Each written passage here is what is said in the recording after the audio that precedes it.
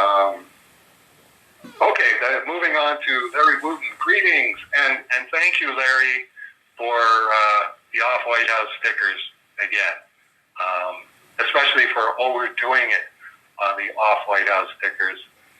Rolly and I are finding more and more uses for those day after day after day, and never would have thought about getting them for myself or getting them for our Greg Van Anaheim. And everybody just thinks they're the coolest thing, and the foremost among them. And I have Larry Wooten to thank for that. Sandy Batwell for coming up with the design that Larry Wooten ended up using, but Larry Wooten for the execution on that. I have two pieces that I picked up secondhand and was curious if Dave remembered anything about them. Curious if the Space Beaver was done as a gift during a convention while sitting next to each other and chatting or something like that. Well, first of all, let's talk about the Dave Sven Gerhardt piece. That's very, very early in the collaboration, 1984. So it's the first time that we collaborated was the first fifth that was printed in Epic magazine. This would have been one of the ones where wasn't quite ready to do another color story because a story does take up time. It's okay. We'll try and shoehorn that in somewhere because Epic is a good place to be seen. But let's work on Gerhardt actually fitting into the monthly comic book and get a comfort level there before we start really ramping up the production. But we did do a few of these. I remember going to signings, the first few signings that Gerhardt and I went to, and going, all right, let's see how this does. So we would bring the art materials, and I would sit down and do a Cerebus of some kind, leaving room for a background. And Gerhardt would be signing stuff and answering people's questions, and I would be sort of just kibitzing on the conversation.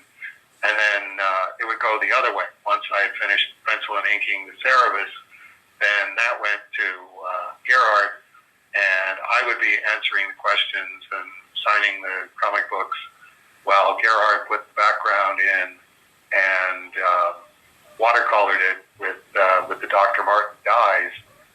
And then we'd hold it up and auction it. What am I bid for this? And of course, the people who were looking to get artwork and would like a nice piece of artwork would be hanging around to see what the next one would look like. And that went pretty good. They went for much better prices than I was getting just for a black and white sketch, because it's a watercolor piece. It's got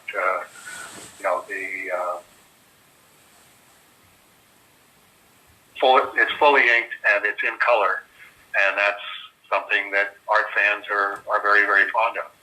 So it looks to me like that was one of the earlier examples of doing that. There were a few examples of it that Archie Goodwin ran as a portfolio in Epic magazine. So it was something that we did for a time, and then it was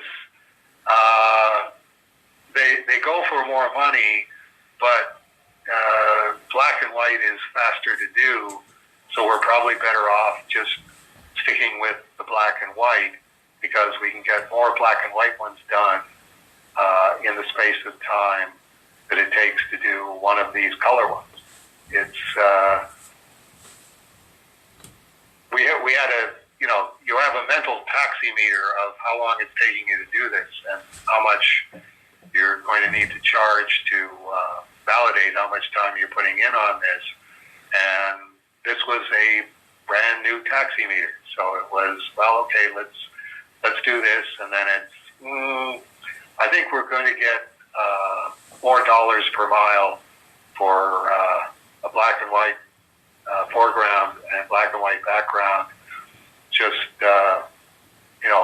in people's sketchbooks and stuff like that. But we go back and forth on that. So I would say that that's the noteworthy aspect is this is definitely very early in the collaboration, and this is the collaboration started with me doing black and white, Gerard doing black and white backgrounds, and then watercoloring the whole thing. So it's something we did for a period of time, and then revisited, like we did the big samurai piece from for Mid-Ohio-Con as a benefit. And that was one of those, okay, if we're going to do this, let's do one really, really good one instead of trying to do however many we can do, like 4 or 5 in a day, and auctioning those off. And do they go for enough money to validate it? It's like the full-sized samurai piece that's on the back cover of one of the Cerebus issues.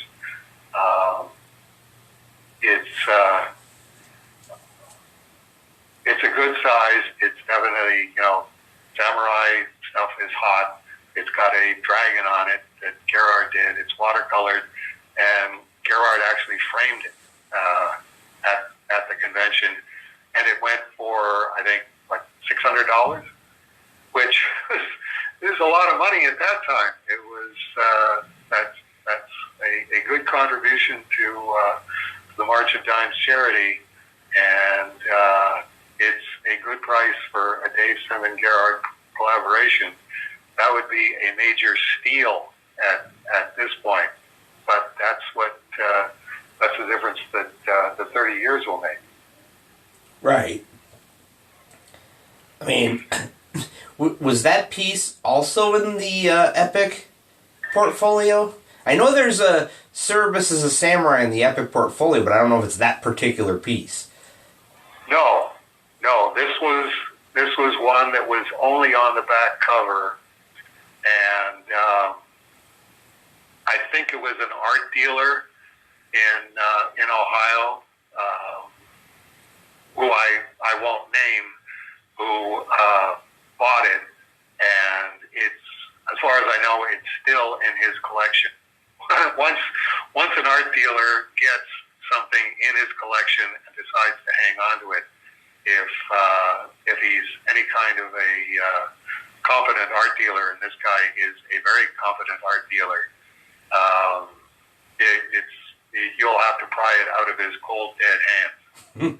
So, and because it was done at the show, there was no way that we were going to get it photographed so that we could do a poster or a print out of it, which would have been a really good idea. Would be much easier to do now.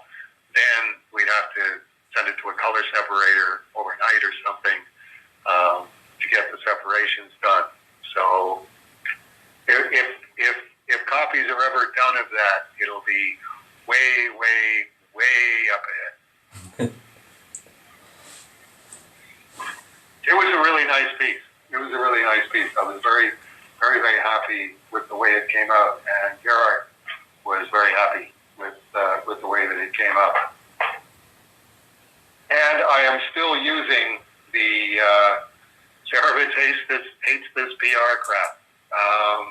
I think this was somebody bringing up a copy of his comic book, that would happen, and saying, can I get a picture of Cerebus with my character? And I was always happy to do it. It's like it's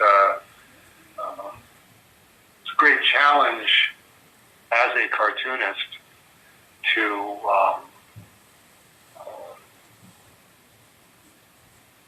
see somebody's character for the first time. And, here it is. They gave me his comic book, and I can look through it and go, okay, what is he trying to do here? And what's my version of doing that? I still enjoy doing that. I still enjoy having a crack at somebody else's character. But always struck me as this really wouldn't be Cerebus's kind of thing. Why are you sticking Cerebus with somebody else's character again? Leave Cerebus alone. So I always tend to put that word balloon or thought balloon in. Cerebus hates this PR crap.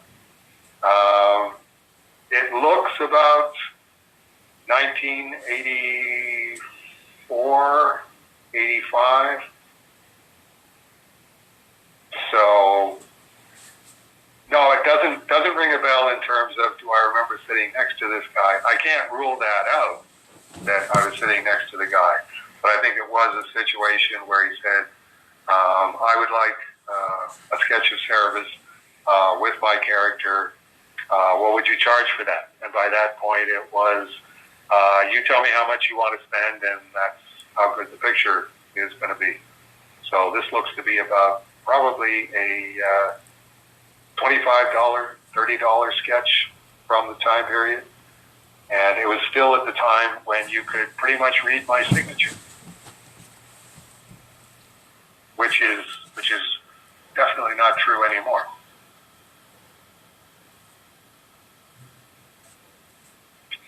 Okay, and that's page 8. On to page 9. Helen and Alex Raymond's 1934 Christmas card. Yes, when it was Alex Raymond's vision of who he and Helen were,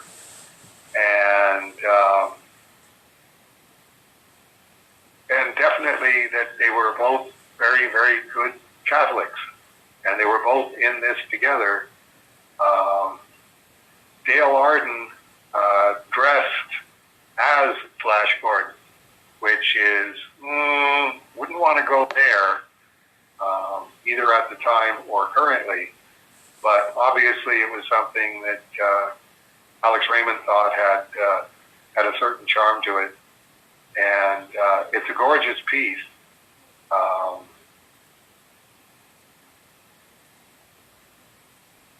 What a difference 14 or 15 years makes in terms of remember till death us do part, and for richer or poor,